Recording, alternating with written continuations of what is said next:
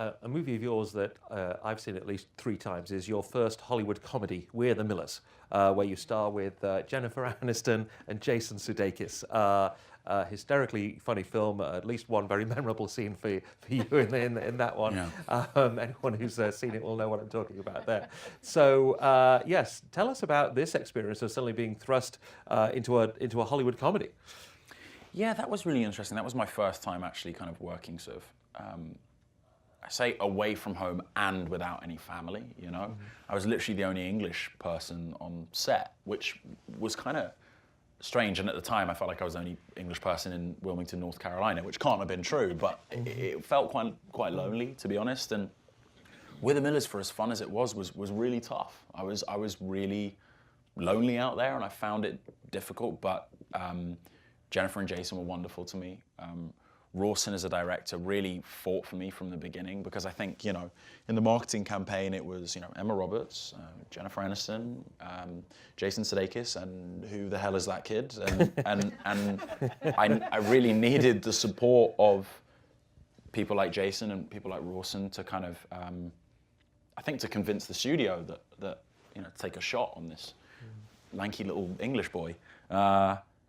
And I do not underestimate what We're the Millers did for me, as far as I think doing other roles in America and having other opportunities, you know, made available to me. But for such a sort of funny, you know, light-hearted movie, it was quite a slog. And I think playing such a kind of introverted, sort of battered, awkward, in many ways sort of self-loathing character actually had its effect on me after a while. And next you go on to The Maze Runner, 2014, a lot of dystopian teen movies being made around that time. Yeah. This was one of the best of them. Now, when you're in a big franchise launcher like that, how do you ignore all the bells and the whistles and still find the performance and the character? Talk about challenge you had there. First of all, you know, and I have to give massive props to Fox for this. They appointed Wes Ball as the director, and they didn't necessarily go for a highly experienced, and I mean this with no disrespect to Wes, he would say this himself, a highly experienced, you know, well-known person. Wes, up until that point, had won the Student Oscar for his phenomenal short. They appointed this young man, effectively, to take on this project that was The Maze Runner and was potentially going to be 3 films. And that was so inspiring. And I think he got it purely based on merit, and because he had an incredible vision for the film, and he had a wonderful grasp of the story. And, you know, I found myself working with just this phenomenally talented young cast, an incredibly diverse cast as well, you know, all of us from different corners of the world, different backgrounds, different ethnicities, you know, across a bit of an age range too, and it was an absolute blast. And you are awarded with the BAFTA Rising Star Award. What did that mean to you? Was it one big celebration? Was it daunting, you know, to have that responsibility? What do you remember of that time 3 years ago? First of all, I'm really grateful for the fact that BAFTA even took notice of what I was doing, I think, and noticed me in such a way. You know, I was hugely honoured by it. And I'd seen, you know, previous winners, of which I was a major fan, you know, whether it was, you know, Tom Hardy or James McAvoy, you know, I couldn't believe that I was even nominated for something that they had won in the past. That was wild to me.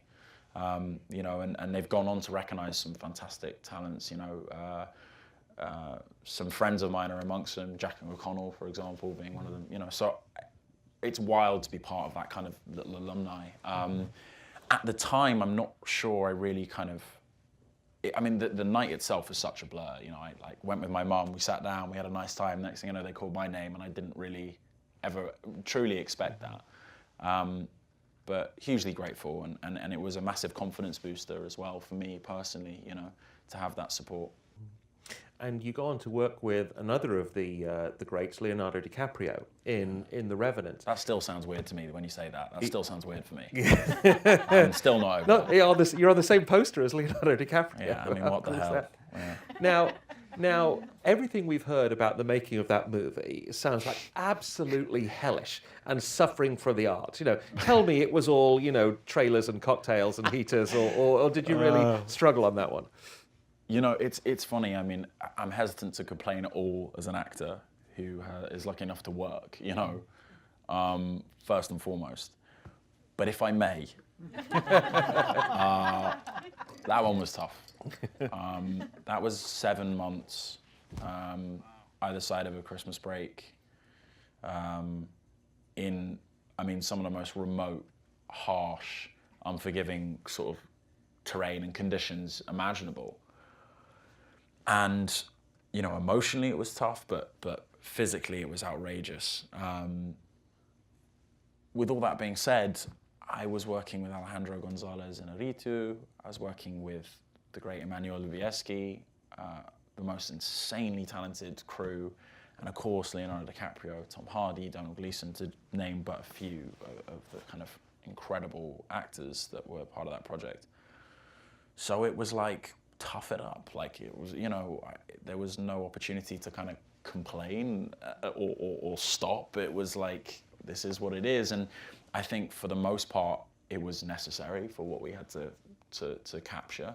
And, you know, Alejandro is about, you know, authenticity. And I think, you know, throughout his career, he's demonstrated this. He's about trying to put the viewers in the shoes of other people and make them feel their experience. And very much like Catherine Bigelow, actually, you know, they have a wonderful ability to immerse their actors in such a way that elicits a very, very natural performance, I think, and in turn makes the viewing experience very immersive and very natural and real. And you know, the opportunity to create empathy and an understanding that way is huge.